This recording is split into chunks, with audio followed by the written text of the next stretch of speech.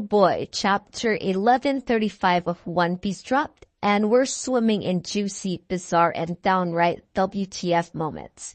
But before we even dive into the chaos, let me ask you guys something. Where the hell is Zoro? Seriously, did anybody else notice that we don't even see him at all in this chapter? I mean, classic Zoro, right? Straw Hats just land in the land of giants, Elbaph, and he has already wandered off. Is he somewhere sword deep in a Viking buffet? Is he lost in the woods somewhere?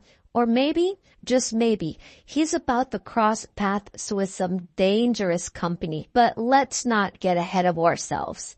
We've got some secret powers, questionable logistics of giant and human reproduction, and more hilarity that should not legally fit into one chapter. So let's dive into it and overanalyze everything, like the One Piece geeks that we are. And first off, we get some weird New Year's news surrounding this chapter. You may have already heard, but the French translation for chapter 1135 dropped early.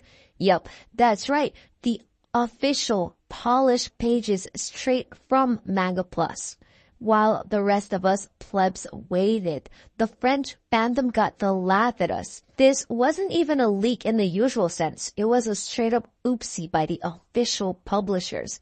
I can hear you asking now, why does this even matter? The leak community is already so big.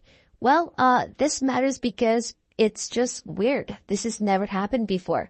This isn't just your weekly, grainy, badly cropped scandalization. We're talking full-res, crystal clear French manga pages. And honestly, the French pages actually look a little bit better than the English ones, which is low-key embarrassing. This, you guys gotta take notes and you guys gotta step your game up. So let's get started here as we see Yamato and Tama cover story continues. And let's be real, Tama is still in the show. Remember Hold'em, the guy who was basically D-tier Wano trash in act number 1, lion for stomach looking dude? Yeah, Tama just casually takes him down. This is some real look at me now type of energy. The fact that she's been training with Shinobu and is paying off, I couldn't be prouder, guys. Little Tama is out here living her best Konoichi life, while Yamato, she's probably just somewhere lounging around being weird like Oden was. While Tama, she is really becoming a bewitching Konoichi. I'm pretty sure she's gonna make Luffy very proud when they reunite. But let's jump back on Elbaph, and we're vibing in the Owl Library. And I gotta say, I love the quiet moments in One Piece. Robin and Chopper, they're having this adorable, nerdy little bonding session. They're surrounded by mountains of books, literally. And it's pure serotonin. But let's not forget Saul. He's here too, and he's suspiciously cozy. And I'm starting to think that we can't trust anything to stay so wholesome for too long. The owl, by the way, is apparently a devil fruit user. Surprise, surprise, right? Here comes another great crazy twist from the mind of Oda. So it's the Iko no Mi, or as it's clearly translated, the cum fruit. And this fruit, however, it allows its feathered librarian to shrink and grow books. Is this a practical power? Sure it is. A little bit weird. Absolutely is. But we're all here for it. And with this owl being hundreds of years old, it's sure to have some more secrets tucked away under its wings. And we can't wait to uncover them all. So luckily, we do have Vegapunk's Lilith. She's our hot walking devil fruit encyclopedia, and she's hot on the case. She's here to explain why she's hosting a devil fruit review channel. Oh, and speaking of weirdness, where is Zoro? Has anyone seen Zoro browsing these books? I don't think so. And I'm just saying, guys, because none of the Straw Hats seem to even notice, or even care for that matter. Did he stay back at the banquet? Is he now drunk? It's kind of suspicious, Swordman. But now let's talk about the giants, specifically Colin. the half-giant, half-human child. That's right, he's a half-human. It turns out he is the son of Ripley. She's a literal giant, and wait a minute, his dad is some random dude. Well, not some random dude, we'll get back to that. Yeah, but you definitely heard me right. You, me, and definitely Sanji are still trying to work out the logistics of how that relationship works. Oda's world building is unmatched, but sometimes you gotta squint and go, really, Oda? Really? This makes me also funny. Think about Luffy's ability to enlarge himself, and I think this is probably what makes him so appealing to Boa Hancock and all the other ladies. But let's not get too weird here. Speaking of Monkey D. Luffy, meanwhile, he's out here terrorizing the giant kids on Elbaph for no apparent reason. He's basically their chaotic older brother. And Nami, as usual, has to step in and put him in his place. Him and innocent Usopp, who's just along for the ride, by the way. But let's focus on the important part here. These kids are little schemers.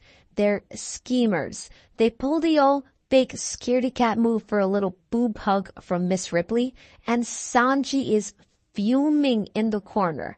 I'm sure he's dying to learn how a human can make satisfying love to a giant woman. But you know who isn't involved in this? Zoro. Where is our moss-headed friend? Probably off sword fighting a tree? What could he be doing? So we see everyone else in their sweet new Elbaph outfit in their group portraits, but notice Zoro is missing in action. Yep, this dude is lost again. But now, here is where things get a little bit spicy. The mysterious cloaked figures are back. One of them looks like Shanks, as you remember. And we already know Oda loves trolling us. And we've been told already that this is his twin brother. But we still need a full circle closure before we can actually fall asleep at night. Then there's the cloaked lady, and she's got some strange, mysterious bandage manipulation power, which may suggest a devil fruit user. Could she have the Obi Obi no Mi, the sash fruit? I don't know. But we also have suggestions that these are God Knights and that the powers they use, the powers that the God Knights and the Goros they use, they don't come from devil fruits. They're apparently too good for devil fruits. Neither does Imu's power. It doesn't come from devil fruits. They don't use devil fruits since they are considered to be the gods of this world. But here's the big moment. These intruders are actually after Loki, the prince of the underworld. They're not here for Monkey D. Luffy. Fuck Monkey D. Luffy. Who the fuck is that guy? What could they possibly want with Loki? How do they even know about Loki? I mean, the government knows things that the world probably don't even know. And they're probably just waiting for the right time to make their move. So they could be after Loki's legendary devil fruit, and this fruit still holds so much secrets, and perhaps the government finally know where to find it. But who must have leaked that secret? And why now? Is there something bigger at play, or someone setting up all these events? It's no mere coincidence, at least it doesn't feel that way to me. So if Loki is in trouble, will the Straw Hats end up protecting him? The Giants didn't even give him up right away. So could they fight to protect Loki, to keep him on Elbaph? Maybe even free him so that he can fight back against the God Knights. So many questions, and there's a lot more to come in the next few chapters. And we know it wouldn't be long after reaching Elbaph that some big epic trouble would just come up for the Straw Hats. It was only sunstones and rainbow bridges for a little while, and now it's darkness with the presence of the God Knights here on Elbaph. And could Zoro end up being the wild card here, guys? Let's entertain this theory for a second here. Hear me out, Nakama. Zoro gets lost, right? That's a given. It happens. He could easily stumble upon these holy knights. Imagine he mistakes one of them for Shanks.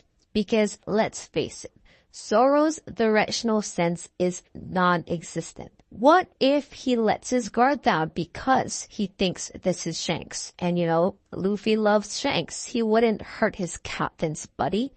Or what if he doesn't even care what's under that cloak? What if he senses sinister intent in their hockey and he just goes full three-sword style on them? The idea of Zoro being the first Straw Hat to clash with these intruders is too good to ignore. Trouble finds Zoro when he gets lost. And I think Elbaph is about to witness some serious chaos. Zoro always walks into chaos when he gets lost. It reminds me of Sabaody just before the time skip, when he had no clue of who a celestial dragon was, and he almost ended that man's career. I got a feeling Oda is about to cook. He's about to give the Zoro fan club a big, he's actually the MC moment, and it might break the internet again. Zoro tends to break the internet when shit happens. And it's like this meme that I've seen that said Toei has a special budget for Zoro fight animations. Him and Garp. It's like when Sengoku also stopped Garp at Marineford because this meme said they couldn't afford the production qualities yet. Those type of meme genuinely tickle my funny bone. So thank you so much, funny people. So alright guys, I guess that is a wrap. I guess we can wrap this up. But chapter 1135 is packed. It ends too soon, but it's packed nevertheless. And we've got devil fruits. We've got giant drama, a sneak peek at Vegapunk's knowledge dump, and the Holy Knights wreaking havoc. But the biggest mystery for me, guys, it's gotta be Zoro. He's nowhere to be found in this chapter, which can only imply one thing. He's up to something. Lost Zoro equals chaos. If my theory is right, he's going to clash into the Holy Knights, swords first. The guy just cannot help himself. So what do you guys think? Is Zoro lost in the woods, or is he about to stumble into trouble and start the biggest fight of the Elbaph arc? Let me know in the comments. Oh, and don't forget to hit the like, subscribe, and turn on the notifications. Because if Zoro really is out there lost and he's about to throw hands with the Holy Knights, we're gonna be talking about it here first. Thank you guys for watching, and I'll catch you in the next one. Stay sexy.